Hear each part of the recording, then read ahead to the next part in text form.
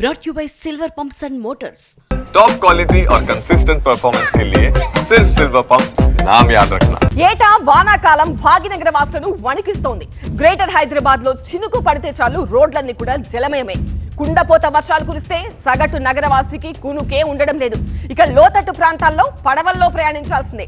అసలు బల్దియాలో భారీ వర్షపాతం ఎప్పుడు నమోదైంది? మరి ఈ ఏడాది నైరుతి నట్టేట ముంచుతుందా లేక మురిపిస్తుందా అంటే వరద నివారణకు బల్దియా తీసుకున్న చర్యలే సమాధానం చెప్పాలి.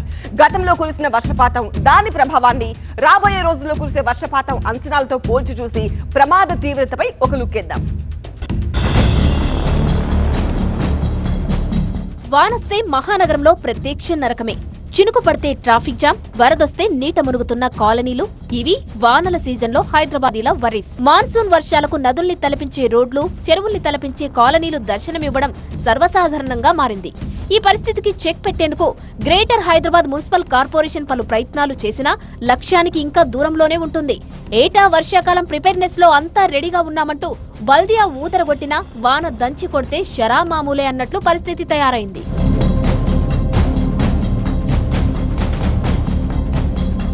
ఈ ఏడాది మొన్న మే 21న కురిసిన అకాల వర్షానికి మలక్పేట్, సంతోష్ నగర్ ప్రాంతాలు నీట మునిగాయి. 8 సెంటీమీటర్ల వర్షపాతం గంటలో నమోదు కాగా మలక్పేట్ రైల్వే ట్రాక్ బ్రిడ్జ్ కింద కార్లు నీట మునిగాయి. 2024 ఆగస్టు 20న గ్రేటర్లో కురిసిన వర్షానికి కృష్ణానగర్లో వాహనాలు కొట్టుకుపోగా చైతన్యపురిలోని కాలనీలో వరద ప్రళయాన్ని తలపించింది. 2023లో గంటలోనే 10 సెంటీమీటర్లకు పైగా వర్షం కురిసింది. అప్పుడు ముసారంబాగు బ్రిడ్జ్ పై మోకాల లోతు నీరు చేరింది. జీడిమెట్ల, మియాపూర్ కాలనీలో వరదలు పోటెత్తాయి. నగరంలో 140 నుంచి 250 వరకు వాటర్ లాగింగ్ పాయింట్లున్నాయంటున్నారు. కానీ హైదరాబాద్ పరిధిలో 2500 బస్తీలున్నాయి. వర్షాలకు తరచుగా ఈ ప్రాంతాలు వరద ముంపునకు గురవుతున్నాయి.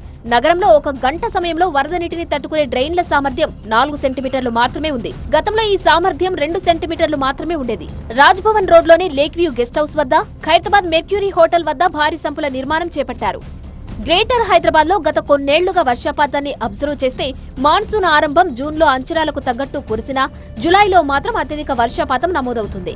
ఆగస్టులో అనుకున్న దానికంటే అత్యంత తక్కువగా కురుస్తున్నప్పటికీ ఆ లోటు సెప్టెంబర్లో కవర్ అవుతోందని వాతావరణ శాఖ గణాంకాలు చెబుతున్నాయి. ప్రతి ఏటా మాన్సూన్ వచ్చిందంటే చాలు గ్రేటర్ హైదరాబాద్లో లో లయింగ్ ఏరియాస్లో ఉన్న ప్రజలందరికీ కూడా ముచ్చెమటలు పడుతుంటాయి. ముఖ్యంగా వాతావరణ శాఖ అలర్ట్ వచ్చిందంటే చాలు వాళ్ళంతా కూడా ఒక్కసారిగా ఉలిక్కి పడుతుంటారు. దీనికి కారణం ముఖ్యంగా రెయిన్ఫాల్ ఎంత ఉంటుంది, దాని ప్రభావం ఎలా ఉండబోతుంది ఆ ఏరియాలో అన్నది మెయిన్ ఇంపార్టెంట్ కానుంది. ఈ నేపథ్యంలో అసలు ఈ సంవత్సరం రెయిన్ఫాల్ని అంచనా వేసే ముందు ఒకసారి గత కొన్నేళ్ళు వెనక్కి ఎలా ఉంది గ్రేటర్ హైదరాబాద్లో మనం రెగ్యులర్గా చూస్తుంటాము. దాదాపుగా 2500కు పైగా బస్తీలు ఉన్నటువంటి గ్రేటర్ హైదరాబాద్లో లో లయింగ్ ఏరియాస్ 1000 పైగా ఉంటాయి. మనకి మేజర్గా ఇటు జిహెచ్ఎంసీ కావచ్చు, వాతావరణ శాఖ కావచ్చు, ట్రాఫిక్ పోలీసు కావచ్చు, వీళ్ళందరూ కూడా వాటర్ లాగింగ్ పాయింట్స్ అంటే ఒక 140 నుంచి 250 వరకు మాత్రమే చెప్తుంటారు.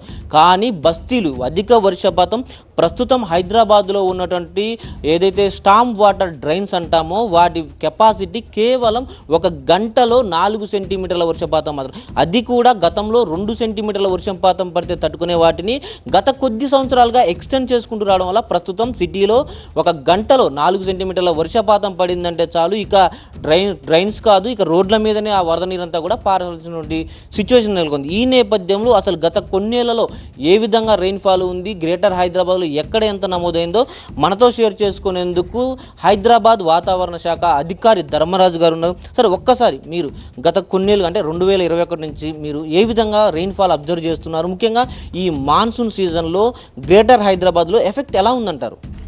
గత కొన్నేళ్ళుగా చూసుకున్నట్లయితే ఈ నైరుతి ఋతుపవనాల వల్ల మన గ్రేటర్ హైదరాబాద్ పరిధిలో కనుక చూసుకున్నట్లయితే సుమారు 2021 నుంచి 24 గణాంకాలు కనుక ఒకసారి పరిశీలించినట్లయితే జూన్లో కనుక నమోదవ్వాల్సినటువంటి వర్షపాతం కనుక చూసుకున్నట్లయితే సుమారు 11 సెంటీమీటర్ల వరకు కూడా జూన్లో వర్షపాతం అనేది నమోదవుతూ ఉంటుంది.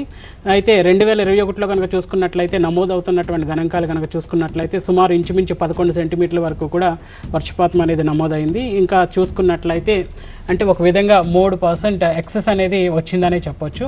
సో అలా ఎలా చూసుకున్నప్పటికీ కూడా ఒక్కొక్కసారి లాస్ట్ 3 సంవత్సరాలు కనుక చూసుకున్నట్లయితే 22 కానీ 23, 24 సంవత్సరాలు కనుక చూసుకున్నట్లయితే నమోదవలసిన వర్షపాతం శాతం 11 సెంటీమీటర్లు నమోదవలసిన వర్షపాతం కాస్త మనకి ఇక్కడ చూసుకున్నట్లయితే సుమారు 8 సెంటీమీటర్లు 2023లో జూన్లో మనకి చాలా తక్కువగా నమోదైందని చెప్పాలి. 34 మిల్లీమీటర్లు అంటే సుమారు 3 సెంటీమీటర్ల వరకు కూడా వర్షపాతం అనేది నమోదైంది. అంటే సుమారు 72% అనేది వర్షపాతం అనేది జూన్ నెలలో 2023లో మనకి ఇంత తగ్గిందని చెప్పొచ్చు. అలాగే 2024లో కనుక చూసుకున్నట్లయితే నమోదవలసిన వర్షపాతం కంటే కూడా మనకి సుమారు 11% వర్షపాతం అనేది నమోదవడం చూడొచ్చు. సో అలా ఈచ్ ఒక చూసుకున్నట్లయితే జూన్ నుంచి మొదలుపెట్టి సెప్టెంబర్ వరకు కూడా చూసుకున్నట్లయితే గణాంకాలు కనుక చూసుకున్నట్లయితే మనకి జూన్లో అడపదడప తగ్గినప్పటికీ కూడా జూలైలో మనకి ఎక్కువగా వర్షపాతం అనేది నమోదవుతుంది. తర్వాత ఆగస్టులో మనకు చూసుకున్నట్లయితే కొంచెం వర్షపాతం తగ్గినప్పటికీ కూడా ఎంత శాతం అయితే తగ్గుతుందో అంత శాతం కూడా సెప్టెంబర్లో మనకి ఎక్కువగా మనకి వర్షపాతం అనేది నమోదవుతుంది. చూశారుగా, వాతావరణ శాఖ అధికారి ఈ ఏడాది అంచనాల కంటే మరో 10 సెంటీమీటర్ల వర్షపాతం అధికంగా నమోదయ్యే అవకాశాలు ఉన్నాయంటున్నారు. ఈ ఏడాది అంచనాలపై ఏమంటున్నారో చూడండి. సిటీకి అనగానే 62 సెంటీమీటర్ల వరకు కూడా వర్షపాతం అనేది నమోదవ్వాలి. గత 4 సంవత్సరాల్లో కూడా చూసుకున్నట్లయితే సుమారు 2021లో మనకి 30% అధికంగాను, 2022లో 20% అధికంగాను, 2023లో 59% అధికంగాను, అలాగే 2024లో 28% అధికంగాను నమోదైనటువంటి గణాంకాలు చూడొచ్చు. మనకి నివేదిక ప్రకారం కూడా లాంగ్ రేంజ్ ఫోర్కాస్ట్ నివేదిక ప్రకారం కూడా మనకి సుమారు యాక్చువల్ రెయిన్ఫాల్ కంటే కూడా నమోదవలసిన వర్షపాతం కంటే కూడా సుమారు 10% అధికంగానే వర్షపాతం అనేది నమోదవుతుంది అనేటువంటి గణాంకాలు అనేవి చెప్తున్నాయి. వర్షాకాలంలో ప్రజలు అప్రమత్తంగా ఉండి వాతావరణ శాఖ, జీహెచ్ఎంసీ, జలమండలి సూచనలను పాటించాలని అధికారులు అంటున్నారు. వాటర్ లాగింగ్ పాయింట్లలో రక్షణ చర్యలు చేపడుతున్నట్లు చెబుతున్నారు. బస్తీలు, లోతట్టు ప్రాంతాలు అప్రమత్తంగా ఉండాలని సూచిస్తున్నారు.